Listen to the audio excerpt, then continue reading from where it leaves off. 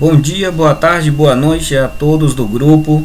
Hoje o assunto eu não quero que vocês levem como verdade absoluta, porque seres em um processo de desenvolvimento constante, principalmente dualistas, não podem trabalhar com verdades absolutas, tá?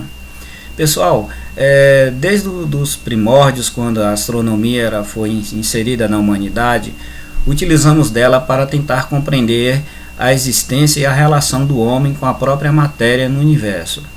O que deixava de cabelo em pé é porque a matéria no universo não era utilizada em propósito da vida humana. Como assim? Só 4% de tudo que nós estudamos, já fotografamos, já colocamos aqui galáxias, estrelas, nebulosas, planetas, asteroides, poeira cósmica, tudo isso está só em 4%, ou seja, ela está em um processo de funcionalidade dos 5 sentidos humanos. O restante, 96%, é matéria, energia escura e antimatéria. Qual a finalidade de se fazer coisas que não vão ser úteis a nós? Bom, houve um pesquisador muito importante, que por enquanto eu não gostaria de citar o nome dele, que ele deu uma explicação. Agora cabe a nós ouvir essa explicação dele, que veio por meio de transcomunicação. Então eu já venho aproximadamente 7 anos acompanhando essa pessoa e tenho participado de vários grupos de estudos. Vamos lá. Segundo as informações que nós recebemos, é de que o universo, no início de sua criação do Big Bang, houve um erro na construção, na expansão do universo. O criador desse nosso universo, ele percebendo o erro, ele tentou corrigir, e para isso ele tinha que mergulhar na sua criação. O problema se complicou mais ainda porque quando ele mergulhou na criação dele, ele percebeu que ele estaria subjugado às leis da física e da matemática desse universo. Então ele percebeu que ele, estando mergulhado nessas leis, ele também teria de obedecer essas leis.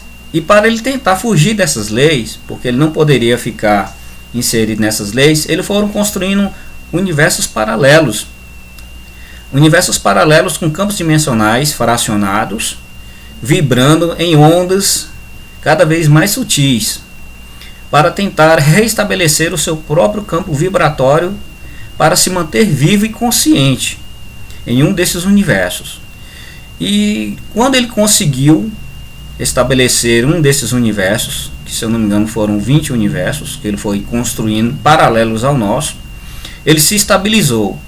O grande problema é que, para solucionar os problemas nos outros universos que eram fracionados do nosso, ele teve de criar clones. Esses clones, semelhante a ele, foram designados para comandar esses outros 20 universos, inclusive o nosso. Então, o nosso universo foi comandado por uma entidade denominada de Jeová. E o que aconteceu? Durante esse processo, ele foi fazendo experimentos, principalmente aqui no nosso quadrante universal, e houve uma descoberta extraordinária. Uma de suas criações começou a questionar: se Deus é a sabedoria suprema do universo, por que as criaturas têm que sofrer para se desenvolver? Esse foi o grande questionamento que foi feito. E a partir desse momento, ele começou a criar no planeta Terra, foi escolhido para ser um laboratório, para desenvolver criaturas que pudessem desenvolver a consciência. Mas uma consciência livre. Eles estavam em busca de seres e criaturas que poderiam ter o livre-árbitro de escolha, de pensamento, até duvidar da própria existência de Deus.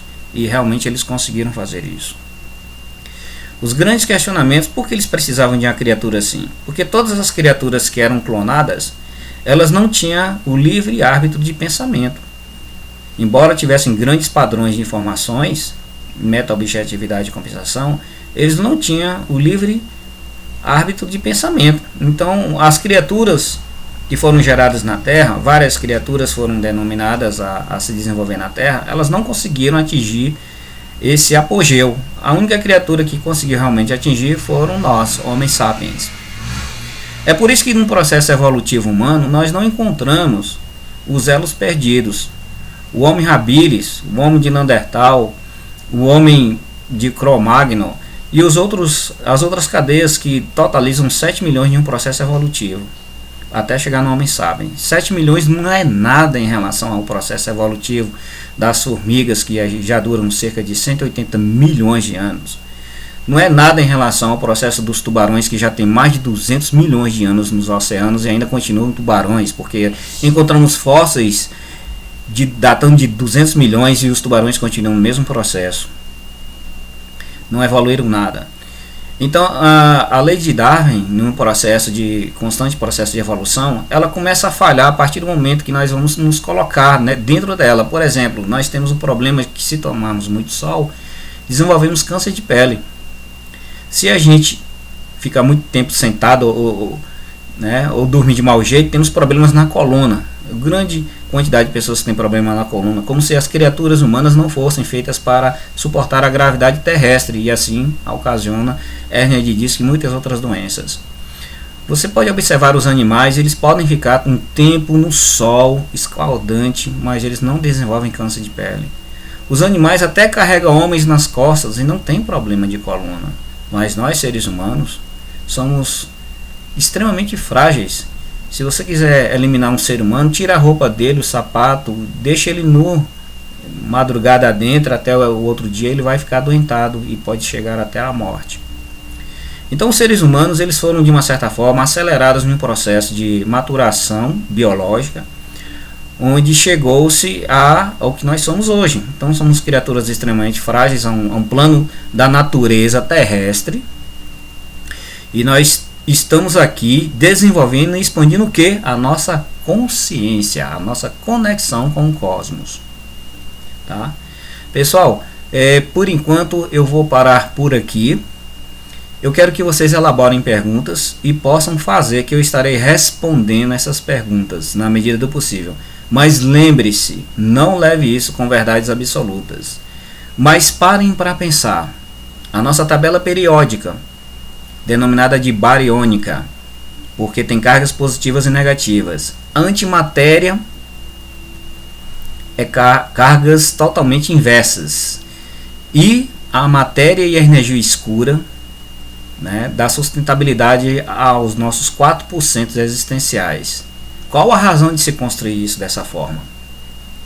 Uma das características, pensem bem, se Deus é amor, sabedoria suprema do universo, por que fazer suas criaturas crescerem com dor e sofrimento?